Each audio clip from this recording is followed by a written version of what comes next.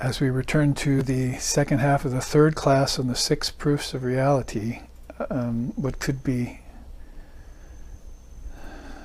espied or suspected to be a very dry topic, I've tried to breathe some life into it over the last 3 weeks by blending the idea of it being a practice and another one of those connections we need to make. We were talking about natural synthesis earlier in the week, about how there's 3 ways of looking at things. One is as opposing, tantras, siddhanta they call it. Your conclusion is that I have to pose one against the other to see which one's better. That's what people do with religions and philosophies and probably everything, cars and children, schools. But there's a second way of proceeding. It's called sarva tantra. Means it's all good, it's all fine, everything has its place. And that it runs the risk maybe of letting discrimination out the door. It might be accepting things like in the great Vedic wheel or in the mighty river of Brahman, things that you might not want to put in certain categories or finding their way there, and giving you grief later. But then there's a way which the avatars use and the great souls know. It's called Sahaja Tantra Siddhanta. You make your conclusion based on the fact that everything is already one unit. It always was, always will be. It's very Advaitic in that way. So there are 3 ways that people look at things. And we use that in philosophy, although it can be used in the world too. My country is better than yours, or let's see which country is better, which race, and so forth. But in philosophy, I bring it up because to start out on the premise that everything is naturally connected, and then you'd have to say, well, I lost the connection. You see, it's like on a phone, right? Hello? And you have to get the connection back. So people are doing that philosophically, slowly maybe, and they stay in times, which is why these Dharma classes are very important, we think, to give to people. And I know only a dozen or 2 are watching usually in any given week, but then I hear back from many dozens later on how many people are watching it, and then see that 1,000 people have watched it. And when we put the music videos out, the divine music, more people watch those and listen to those. Those are enjoyable austerities. And we have to take in these sweet tones and sweet sounds, and we mix in the words with them. But when it comes down to just the words, which to us are symbols of Shakti power, the word particularly, very powerful teaching that's gone missing in the last 2,000 years, which I think Christ tried to bring back to some extent, but they misunderstood what he meant when he said the word. They confused it with origins, like in the beginning, there was actually a beginning to the word. No. Nobody sounds the word, the Rig Veda says. It sounds itself spontaneously, eternally. So, I mean, that's a whole different way of presenting it. Nobody sounds Shabda, the word. It's always humming, it's always vibrating. The yogis know this when they go into meditation and hear the mystic sound, Shabda Brahma, Nada Brahma. So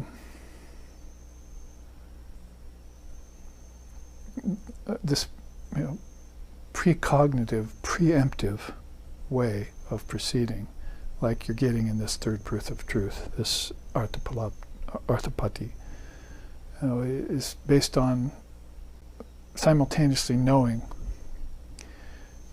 somewhere inside of you, and then proceeding due to circumstances. And inference and knowing after, as we were talking about Anumana, will also come to your aid as you go along. So that's why we're putting them together in a way of practice and synthesis. But the synthesis is already there. You're just coming along and discovering it. And this also applies to your true nature. You think you're a sinner, or you think you've fallen from grace, or you think you have karmas in India that you'll never be the Atman because you've got too many karmas in the way, or some scars are blocking you, or your ancestors are in the way, and all of this stuff. But you always are that eternal self, pure conscious awareness, timeless and deathless. And somehow you can never get around to making the kind of conclusions that you need to make to put Maya, turn Maya on its ear, once and for all. And just be the self. Hear, see, and be. We used to say that. Shravana, Manana, Nididhyasana. We gave a retreat on that recently. So things are already connected is kind of where I'm heading in this half. We want to wrap this up with the Arthapati and go on to Shabda, and I'll show you a couple charts today, because next week we want to get on to the other two proofs of truth, which are very powerful, that being pratyaksha, your own direct perception, which of course Sri Ramakrishna used to say, it's not enough just to hear you, I have to see you.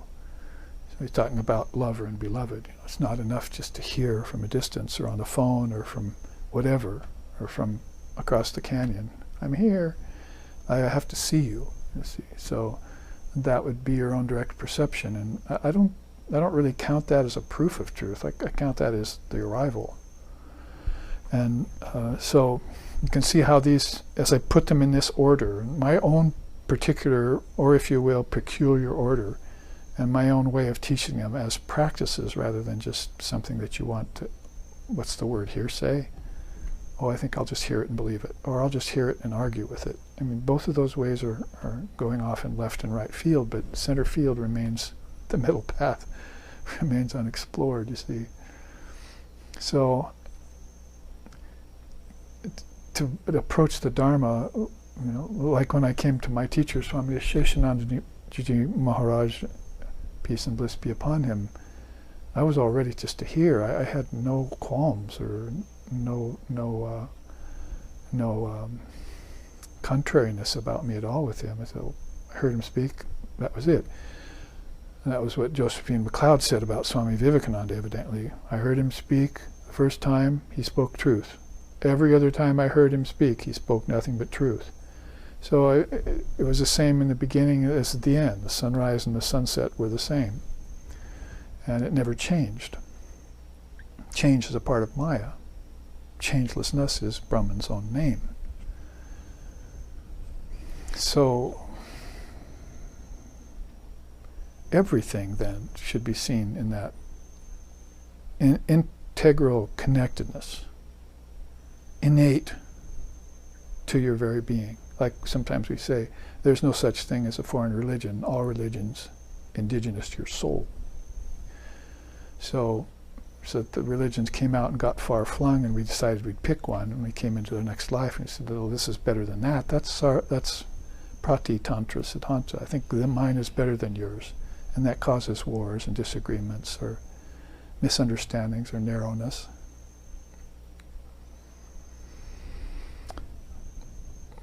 Like the Catholics and the Protestants fighting for hundreds of years now. Just watching some and reading some things about Martin Luther. Lutheranism came to be and why. So it's a very different approach then to look out upon the world with a single eye.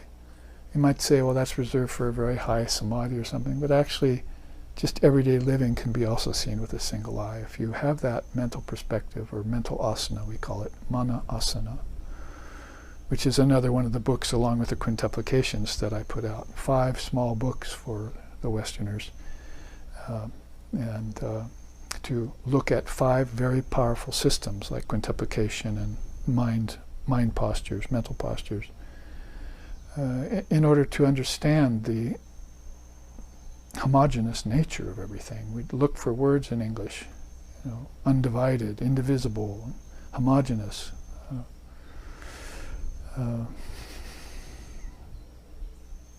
integral, eternally synthesized. I came kind of very nice one the other day in English that I hadn't seen before. But so the interconnectedness of all things is where we want to jump to from this quintuplication process. We're going to take a spotlight or a sidebar out of this chart and put it here, because it's a very important part of yoga. If you're starting into yoga as more than just sitting in physical postures and moving about, or just breathing some, and getting dizzy and thinking you had samadhi or something. See, all these problems with the so-called hatha yoga of today, and not going on with the preceding limbs, higher limbs, and not really understanding the first two limbs before you sat and breathed, the 5 yamas and the 5 niyamas. Oh, how many is that? See, another set of 5s in yoga that you have that is dealing with the 5 kleshas, which we're studying recently. 5 kleshas, the impediments. So these two, if we take a look at them, you can see across the top pretty much in these boxes everything that's here pretty much. The 5 elements, the 5 senses, the 5 cognitive senses, the 5 subtle elements, and the mind intellect. You could pretty much pick those out of this chart if you look back on this live streaming later and want to review on our SRV website under multimedia and look for our web live streaming. Tap our web live streaming. You can look back and study these, and many people are doing that when they can't actually attend in not just in person like the 5 of us here today. How many? No. So then, you know, the dozens and dozens and hundreds sometimes of people who are picking up on these classes later.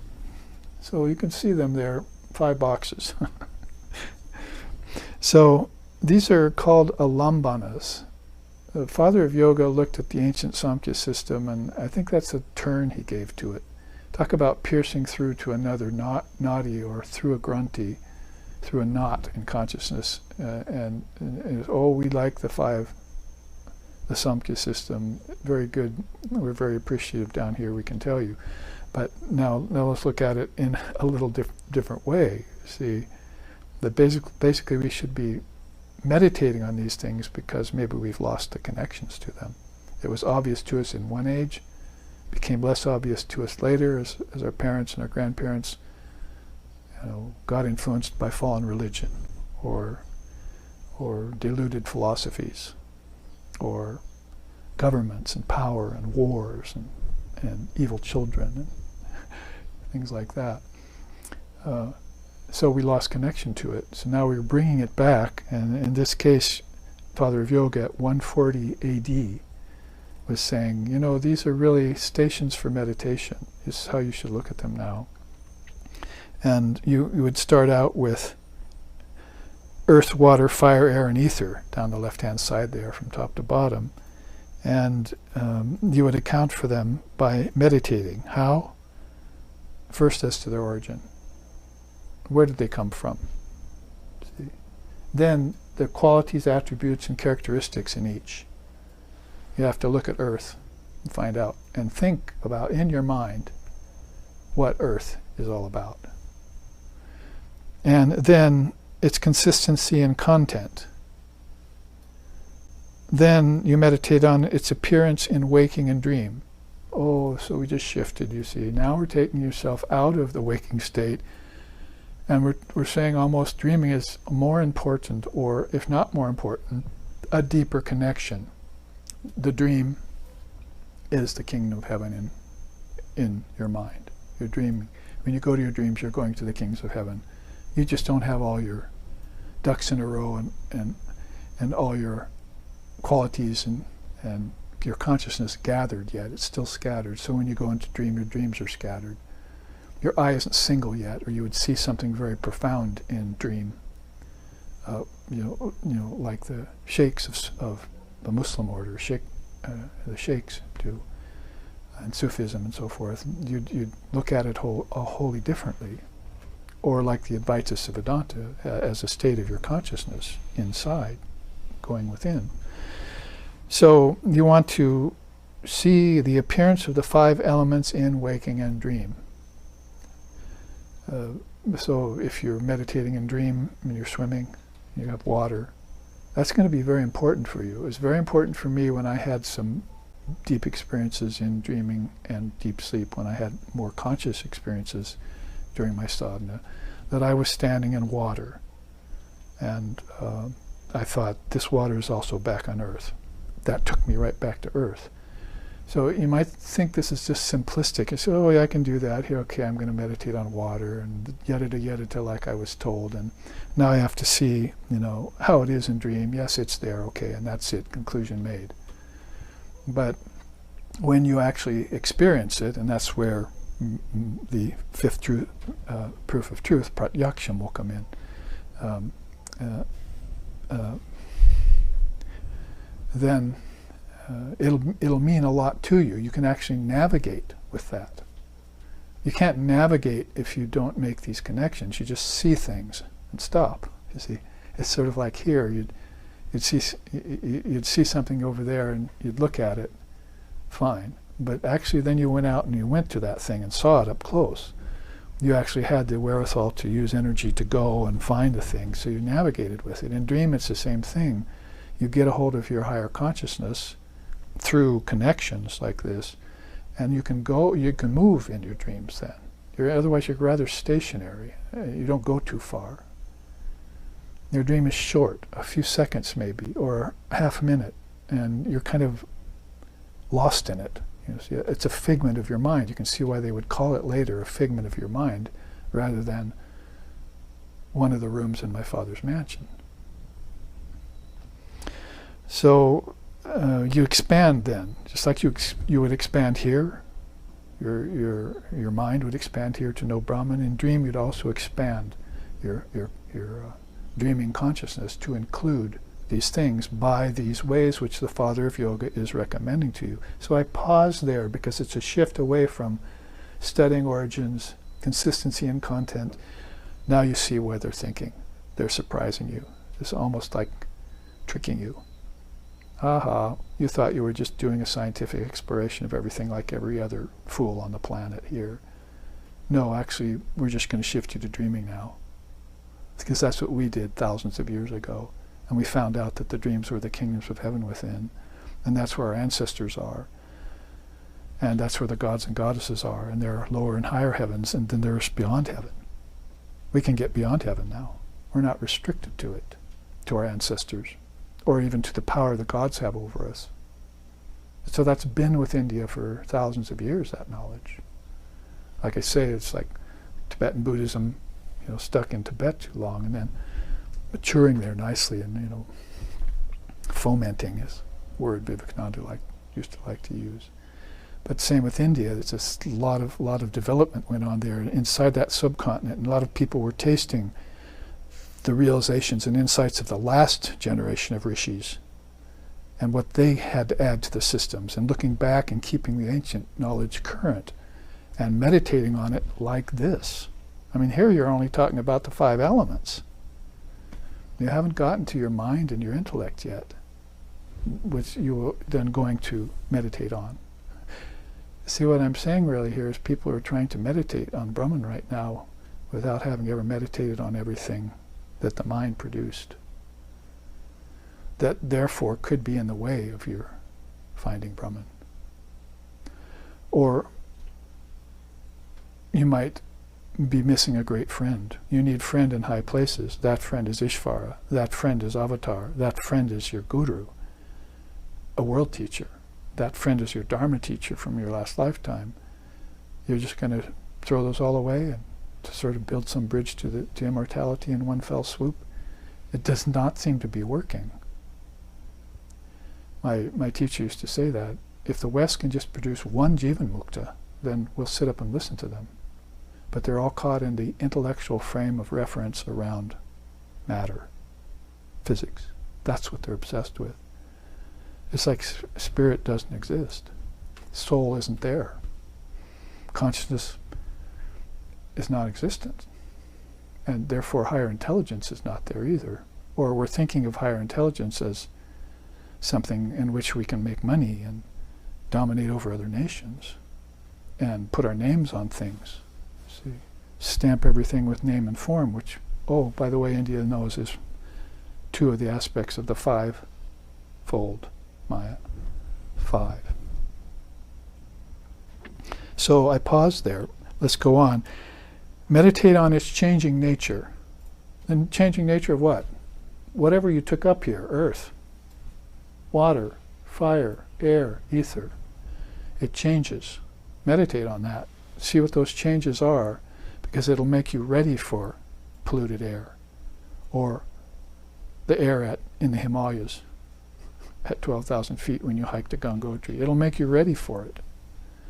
And you also know that air exists in your dreams, that you breathe in dreams, so you must have a prana in dreams. You must have a subtle pair of lungs in dreams, which are actually lungs in the mind. See, lungs kind of look like wings. So if you take them up into your mind, they're like lungs are wings to the mind. They help you move again. They help you explore. They help you go within to the kingdoms of heaven. So breathe. Not just out here for bodily health. How long is that going to last? Get the real health. Get the real connection back to your true nature, which is health that never had illness. Not like I have to get healthy. That was a conclusion we came upon because I wanted to be born with health. But actually I was born with impairments and impediments and limitations, and put my karmas forth that got me diseases, and was born in a family that wasn't teaching me the Dharma and so forth. All of those things happen instead. So the changing nature of something is preparing you for the unchanging Brahman. It's preparing you to make a decision on the whole matter, isn't it? You see how subtle it's getting. I took these right out of the Yoga Sutras in the order they appeared. How he wants you to meditate on all 24 of these things. Here. 25 there.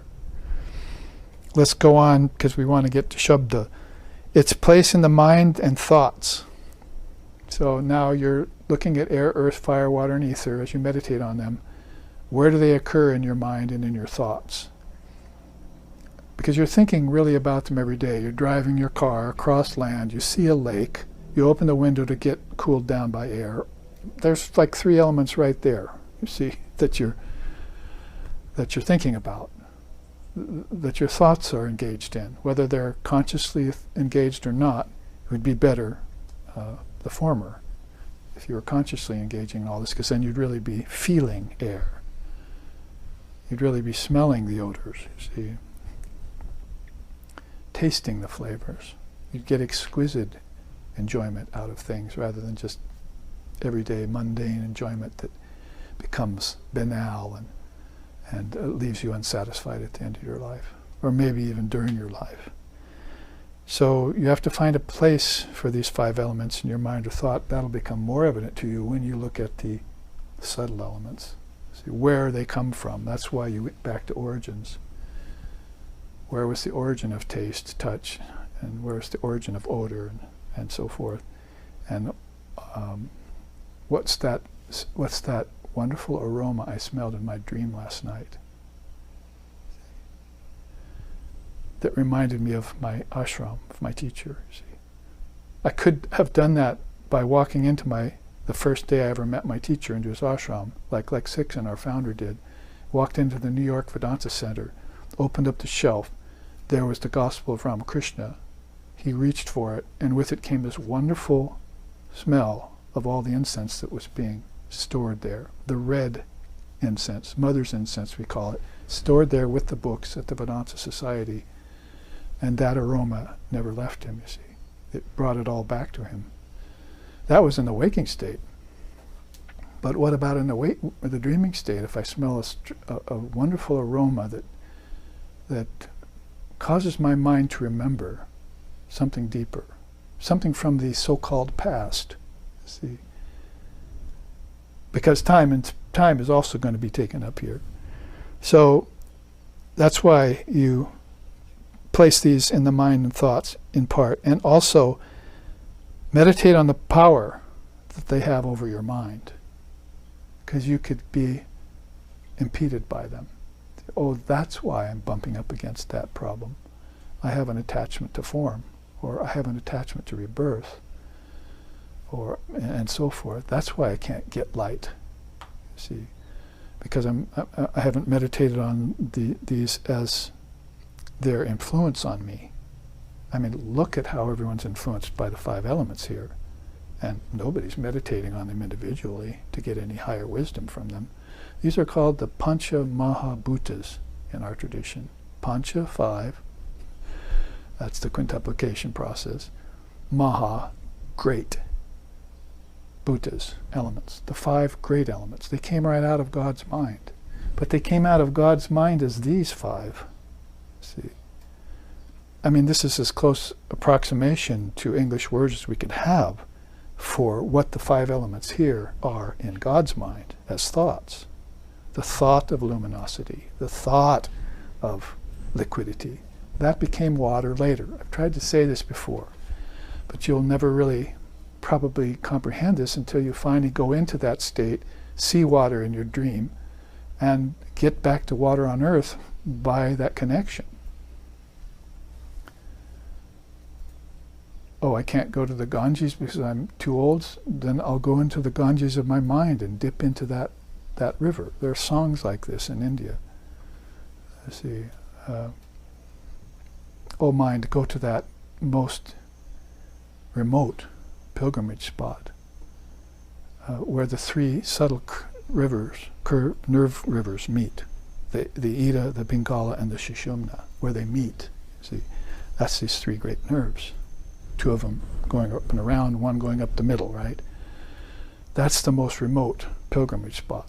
You can go to Badrinath and Kedarnath and Gangotri and places like that. Those are just external representations of these great pilgrimage sources. See? But that's a nice song and a nice thought. But what if you proved it to yourself? By going to the Gangotri in your mind. Like right now, I went to Gangotri, you see, when I was 50, and went to the source of the Ganges and bathed there. That thought's never going to leave me. I can still go there by closing my eyes. I can lay on my bed at night, not sleeping, and just go right up that trail again to that source, feel that tingling, freezing water engulf me as I dip myself under it at the source of the Ganges. Because I promised myself I would do that before I was 50. So I did it at 50. So if you have to prove it to yourself on the physical level, do so. But you must know that all of this, the whole thing is inside your mind. The river, the source, the feelings you got from it, the inspiration you had, all of that is at the source of your own consciousness. And so Patanjali, knowing this, is giving you this system, which I've pulled out of the sutras, point by point, bullet point, 8 of them, and which it's sort of like, giving you the dissolution of the mind stream. You could do it in another way yogically. You could just do this as your meditation, because it's very similar, of course. But remember the word alambana. Let's read that quote real quick. Utilizing the supports, alambana, the yogi stabilizes the mind field by meditating upon them all, from the grossest magnitude inward to the subtlest principles. Let the yogi focus upon what is agreeable, then, observing it all in waking, dreaming, and deep sleep states with detachment. Right out of the Yoga Sutras, Father of Yoga saying this. So, the mind field. See, all of this is contained in the mind, and like the manifest river of Brahman, or the Vedic wheel. So all of that's back in the mind, and you're going to have to go back and find the origins for it, and then follow a system that will prove it to yourself, so that you just don't come back here to the waking state and say, oh, that's a fine philosophy, Babaji. I'll consider it, you see, or I heard enough. You see. I don't think I'll practice it, though. Maybe I won't even believe it. Well, then prove it to yourself before you say you don't believe it. And then come back and tell me you don't believe it, and I'll see what I can do for you. Because I've had experiences, for decades, maybe lifetimes, with this kind of system. And my teachers went deep into it.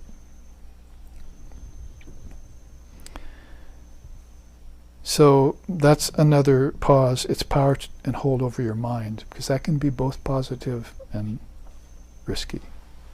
How the 5 elements have a hold over your mind. You're probably going to get back to problems of, why do I keep being born again?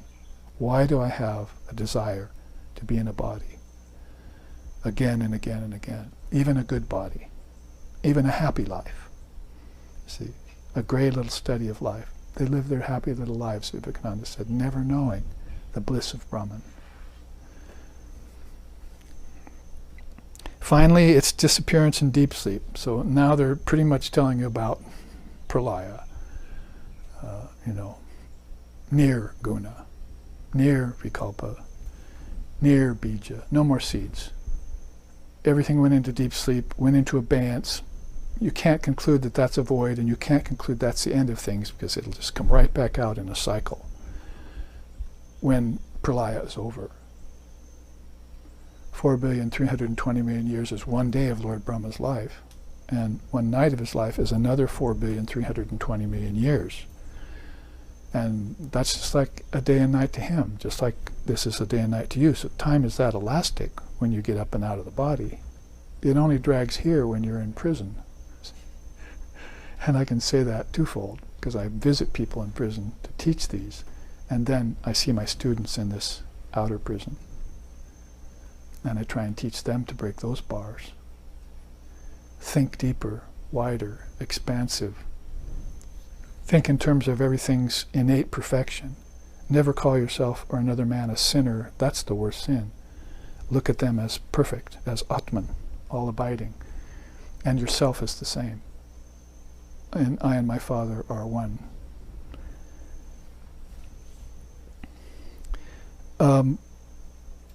That's the most important part, I think, because you can see here earth to excreting, which is one of the 5 karmendriyas, to smelling, which is one of the cognitive senses, to odor, which is one of the subtle senses, which we don't know about. You're getting into realms now we know the word, but we don't know how it connects, and we don't know it's a separate property, a tan matra.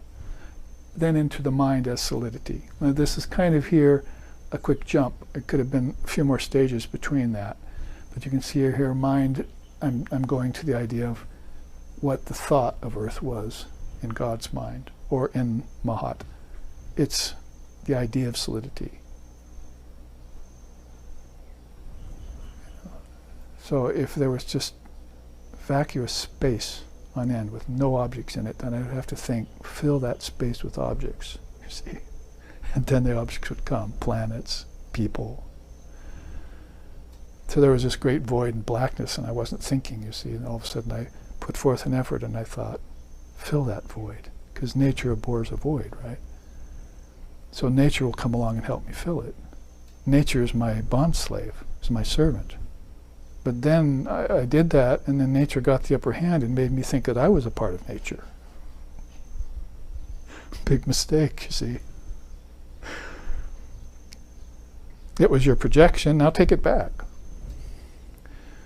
And then maybe you won't be so tempted to be reborn in a body again and again and again. You won't build that samskara of rebirth.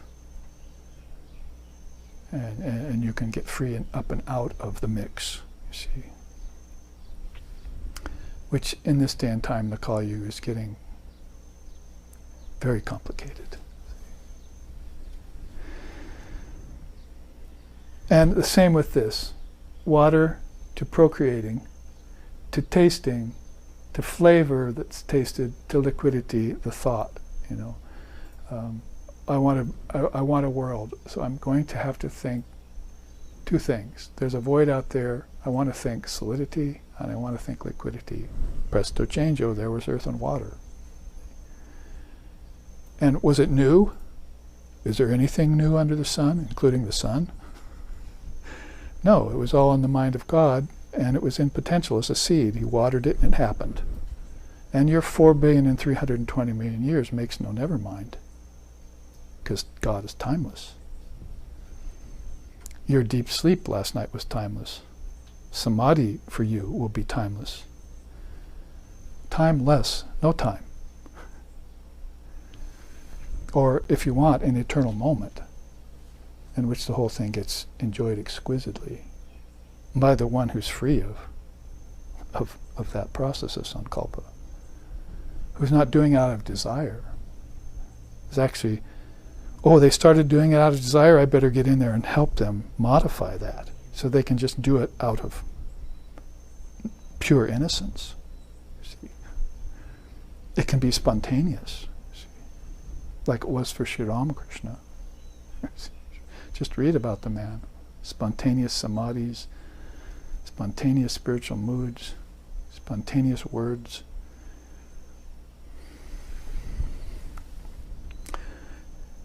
Fire pretty much gives you the power to move. It's the fire in you that makes you move, and it also helps you see where you're moving to without bumping into couches and trees. Seeing then comes, then visibility, and then luminosity. Let there be light. Both the Rig Veda and the Bible say that in their opening statements. They're both talking about there was darkness. In the Rig Veda, it was upon the waters and she breathed. That's Mother. And then there was light. See, there were waves. There was manifestation. The Vedic wheel started spinning again. The mighty river of Brahman started flowing. And then she'll take it back. See, Mahapralaya. Okay, river, stop flowing. Okay, wheel, stop spinning. So the grand thoughts of the Upanishads and Vedas came out of them, but when you're going back to them, then you'll understand them, and then you won't anymore be run afoul of the Dharma. You won't anymore not believe in the power of words or the word, and you'll be very much at attention to everything that the luminaries say to you. See? Which I hope to get to here in a minute. But air, well, handling, you see, then feeling it, then the tangibilityness of it, you see. I'm feeling it, but there's a tangible feeling to it. And then finally, homogeneity. As best as English words can describe, this is what we're talking about when you meditate on the series, the quintuplication as a lambana. So, this, pretty much Samkhya and Yoga being put together here as they should be, because they were one cohesive system, you see. And who came along and commented on that? Vedavyas, the father of Vedanta, at that age when the Upanishads were being lost. Vedavyas came along. Oh, Ganesha, will you break off your tusk and write this down? Or it's more like, I've got all this wisdom in me, I can tell you everything that's in the Upanishads. Quick, write this down. Well, here's parchment, but we don't have a pen. I've got ink. Ganesha breaks off his tusk, you see, and dips it. So when you see images of Ganesha, at least after he met Vedavyas, he only has one tusk. So it's this god of auspiciousness that's sitting there listening to this great rishi, like a Prajapati of the age, writing this down so that it doesn't get lost. And that's why we have it. So he's looking back on Patanjali's system, who's looking back on Kapil's system, who's putting all this together. This is the ancient wisdom, and they call it Adi Vidya Daiva. Adi, original. Vidya, wisdom. Daiva, divine. It's the original divine knowledge. And 6 proofs will tell you why, if you examine them. And the Alambanas will also explain it to you, help and prove it to yourself. We'll get to that next week with Pratyaksha. Ether, it's a matter of waves, you see, speaking, hearing what's spoken, the very quality of audibility, that you can hear, that you have ears but they can hear, are two different things. Like Vivekananda said, cut the optic nerve, the eye's still there looking, but it's not seeing, you see. So there's another energy coming through the nerve to help that eye see what is that energy, and how should I take it back, prana, and how should I meditate upon it. See? All the seers have an idea how you could do that. See? Just check them out. One of the great 6 darshanas, another of the great 6 darshanas, Samkhya and Yoga. That's it, folks, except for this quote here at the bottom. Did I finish the one at the top? Yeah. One at the bottom says, wisdom samadhi occurs via the process of gross thought to subtle thought, culminating in the indescribable state of I amness. In Abhava Yoga and Mahayoga, wherein one begins to see the blissful self, the alambanas are absent. Thus, they are to be transcended in deep meditation, which is this last point. See how they disappear in deep sleep. See how when your ego went away, all of this was a bunch of nonsense, as Vivekananda would sometimes blatantly put it. See, it didn't happen. It seemed to happen. I dreamed it. Now I'm not dreaming anymore. I'm the dreamer. See? So why should I get upset by any of it? Brahman wasn't affected in the least by its appearance and its disappearance, by the billions of so-called births and the billions of so-called deaths which are going on interminably in the great Vedic wheel. Brahman was not at all affected. It did not change. It remained the same, changeless, Akhanda, Satchidananda, which was Ramakrishna's most favorite word for Brahman, Akhanda Satchidananda. Changeless, indivisible, indestructible, Akshara. Those are great A words. So many great words start with A in Sanskrit. So, wisdom samadhis go from gross thought to subtle thought. It's basically what you're enacting here.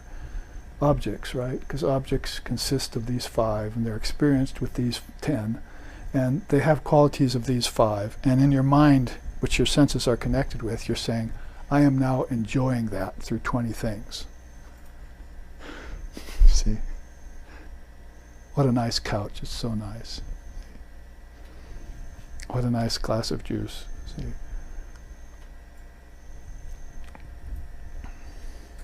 Let's move on to Shabda, as this was very nice to put these two side by side. I don't know if I've ever done it. But this had to do with that 4th truth called Shabda. Now, just to reorient us, we might not get very far in Shabda today, but to reorient us, we have taken in order, an order that I thought of, Anumana, Upamana, Artapati, and Shabda comes next. Then we'll look at your direct perception and non-apprehension as a proof of truth. That's a very non-dual and interesting one, which we'll get to next week. So let's look then at Shabda. Now, this is a chart that we won't look into the top half of. I think it's like almost the newest of all the charts. I have one newer one that I'm using for the summer retreat coming up, How to Live a Spiritual Life in the World, which is on the American River in about 2 weeks. Any of you want to come to that, there's still space available, and we'll gather there, and that new chart will be used with a couple other teachings. We'll look into how to bring all of this into our very daily life and every minute and every breath that we live. But I'm putting this up in terms of Shabda because these 3 great sources, sometimes called the 3 proofs of truth, or the 3 great statements and so forth, have to do with spiritual significance, instructions from a teacher, and your own direct experience. And there you see, just to get us started on Shabda, what we think of as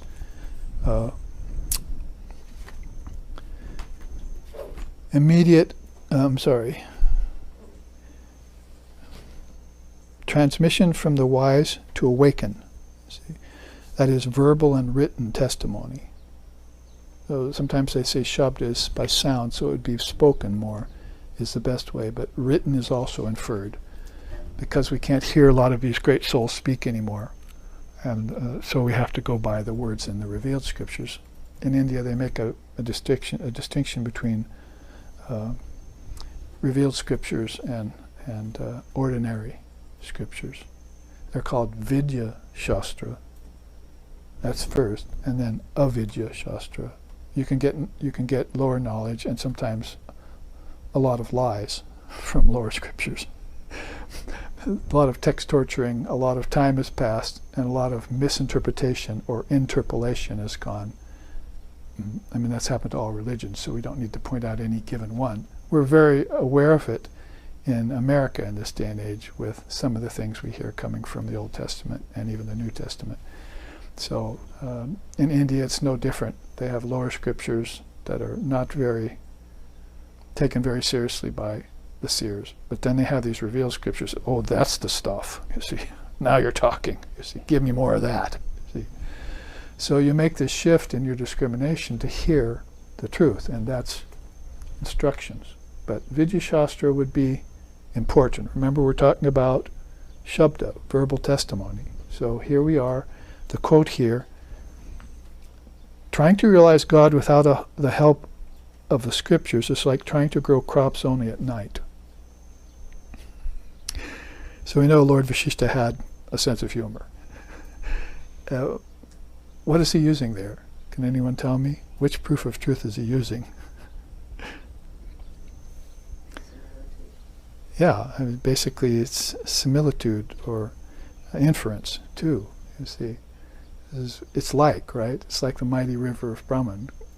God, Brahman is like a great Vedic wheel. Here he's saying it's like realizing God is like trying to grow crops only at night. So he's using a very simple way of arthapati and so forth to confer upon you this proof of truth. I mean, because you're going to hear it and you're going to say, oh, I get that. See, if I try and realize Brahman without consulting the knowers of Brahman, you see, what a fool am I. I was saying at the break here, while we were taking our break here, that Sri Ramakrishna used to say, to be sick and not see, everyone goes to a doctor. To have a court case, everyone goes to a lawyer. But if they want to know truth, they don't go to a guru. They think they know, or they think their parents know. Yeah.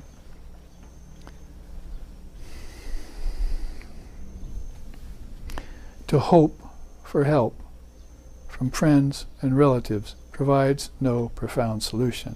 Don't you know that everyone is lost here? Everyone lives in pallid imitation of everyone else. Doesn't it sound true? Monkey see, monkey do, even to the most intelligent savants of our day, running after power and pleasure with their scientific inventions and discoveries.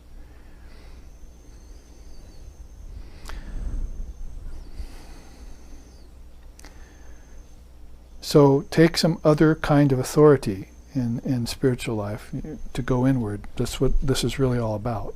You know, if it's not absolute proof of the thing, then it's going to impel you to go find the truth. These things are lighting your fuse. Finally, they will light your fuse so that you will go off, you see, and have these explosions of samadhis and realizations that are your inheritance, that are your due after living so many years in the body, in life in the world, seeing what it's all about. So Vidya Shastra. Second comes Guru Anushasana, or, you know, I mean, sometimes it happens that people find the Guru first and then they say, oh, go read the scripture. I had a guy write me yesterday from Midwest saying, oh, thank you so much for writing. I'm so appreciative of the classes and everything. I'm going to try and come to your retreat now, but in the meantime, can you tell me what books to write? So I've never met this person, and they want to know what to read. See, so I'm going to send them towards a few scriptures after I know a little bit more about the person that are going to inspire him and help him along his spiritual path. And so sometimes it happens that way. Sometimes you read the Gita when you're 17 or 18 or 19 like I did, and then you say, oh, there's a guru out there, I'll go and bounce this off of him. So sometimes it goes the opposite way. So Vashishta's quote here, beings unwilling to submit to the preliminary process of self-effort will either have will either have a mere brush with spirituality or will get misled via attraction to spurious teachers. So Vasishtha isn't about mincing words here. He's telling you pretty much the two risks of finding a teacher. And you probably say there's more than two nowadays in the West. You could count them, maybe 5 of them, or 10, if you want to go thinking about it. And so you want to go to that authentic teacher who has a part of a tradition, who has received a mantra from his guru and his guru from his guru. And that'll be traditionally, it'll give you the basis in tradition that you'll be able to accept what they say, Shabda. Otherwise, it's going to be very unlikely. It's going to be more likely you're going to find fault or you're going to go away after a short time. And we're seeing that happen a lot with people. They don't stick with it a whole lifetime and dedicate themselves to it. Vivekananda called that, the Americans are straw on fire. That's in one of his letters. At first I was very impressed with them. They were generous and so forth. The only problem was their God was money, But they were very generous and so forth. But I found out later that they were straw on fire. They could only take a little bit of this Dharma, and they wouldn't take it very far. But it didn't stop him from bringing the scriptures of India over and putting them into English. The Ramakrishna order got right on the bandwagon and started producing English versions of these scriptures, the like of which we have not seen since Shankara's time. So, and this happened with all the revealed scriptures of India to date, and many of the secondary scriptures, and a lot of the Itihasa or Smriti, that is Ramayana, Mahabharata, and so forth, Lord Vasishtha's scripture, and so forth. So that is the Krama Mukti style. We'll give this to them. Maybe they'll read this to their children, and maybe their children will act on it and read it to their children, because that's how Swamiji was raised. His mother read him out of the stories of the Mahabharata and the Ramayana when he was growing up, just a little boy. It's how he got raised. And his father talked with him about them. So a version of this happens right in your family. So you don't have to go looking for a guru or to a library. Your dharmic parents should know, and they should have books. As soon as you're ready to hear, they should be talking to you, Shabda. That's how the householders produced, guess who? Svetashvatar, who gave you the great Vedic wheel and so forth. Aparoksha Anubhuti, there's actually a scripture by the great Shankara called Aparoksha Anubhuti, that is your direct spiritual experience. And this gets more towards perception, but I bring it up here in terms of you get verbal testimony first, usually. He says here, after the Guru and the scriptures have been consulted, the quest for realization of the Atman begins in right earnest. See, what does right earnest remind you of? Who and what? Lord Buddha and the Eightfold Path. Right perspective, or right orientation, right? That's so important. It's right at the top of the eight Ashtangika Marga, which I mentioned. If you start out with right orientation, everything you hear and experience from then on is going to be right. If you don't start out with that, it's going to be a hard road to hoe, with a lot of bumps, a lot of rocks in your garden, and a lot of backtracking, which I've seen in my experience of sharing the Dharma with Westerners. Let's read the final quote. The study of scriptures without a guru for intellectual knowledge alone will lead one into agyana, ignorance. True self-inquiry recognizes the merits of guru and scripture as the supreme authority. One may place credence even in the words of a child if they are consistent with the guru's instructions and the teachings of the revealed scriptures. Otherwise, one must reject like straw the words of even Lord Brahma himself. So he's being very radical there. See, who knows what happens to Lord Brahma toward the end of his life? And if he's really able to, he's about ready to asked Shiva to just destroy everything that he wrought. You see, time for it all to end. I'm going back to my formless nature. Maybe you wouldn't want to consult Lord Brahma at that time about things. But you can consult Prajapati and Vashishta and the mind-born sons about what is held in the revealed scriptures, because they're the authentic gurus. They always have been. And they've always had this Dharma as their inheritance, as their own knowledge, self-knowledge. That's one of the other scriptures, you see, of Shankara, isn't it? Atma, Bodha. One of the scriptures of Shankara. So, I'm just saying. So with that as a preamble on Shabda, then, and the time remaining is almost nil, isn't it?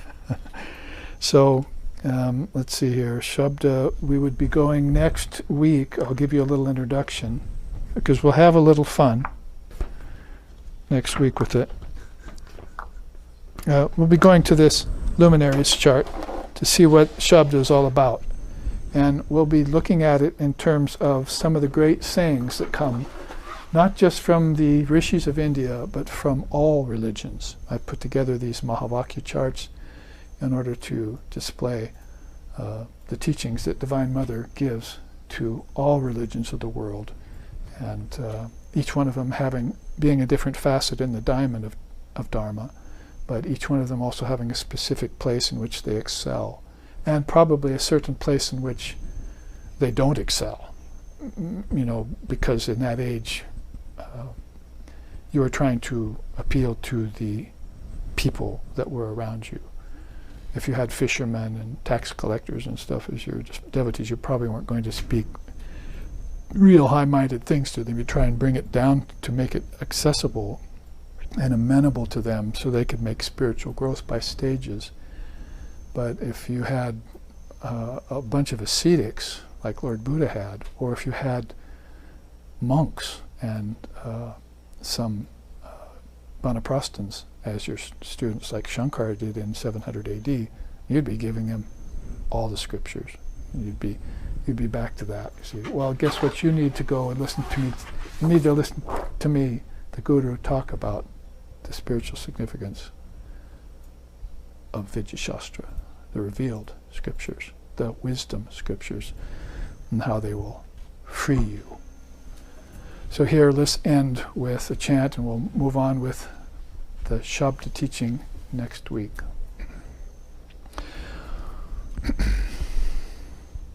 Om Bhadram Karnebihi Sriniyama Devaha Bhadram Pasyema Akshabirya Jatraha Stirai Rangaish Tushtivam Sastanuvir Vyashema Devahitam Yadayuhu Swasti na Indra Vrida Shravaha Swasti na Pusha Vishwadevaha Swasti nastarksho arishtanemihi Swasti no brihaspatir dadatu Om Shanti Shanti Shanti. May we hear with these ears what is good and spiritual, see with these eyes what is noble and uplifting, and may we, while worshiping the Lord and Mother of the universe, with healthy minds and bodies, live a life which is beneficial to ourselves and to all other beings. Om, peace, peace, peace. May peace be unto us, and may peace be unto all. Om Hari Om.